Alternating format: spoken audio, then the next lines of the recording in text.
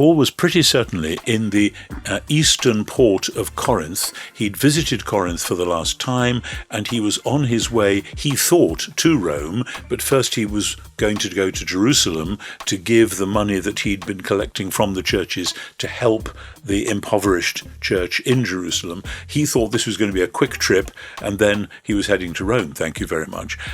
What he didn't know, like none of us ever know what's just around the corner, is that he was going to be cooling his heels in a Roman prison for a couple of years, having been set upon by a mob in Jerusalem and handed over to the Romans, But he did get to Rome.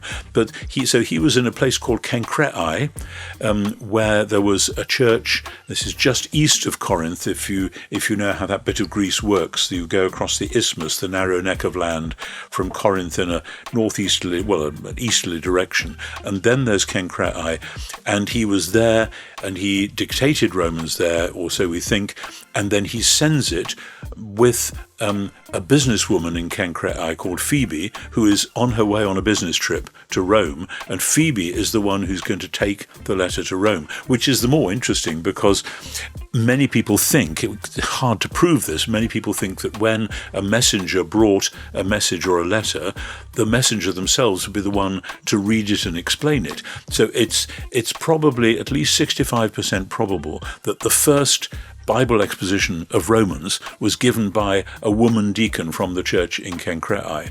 Now that blows people away when I say that, but it's perfectly plausible.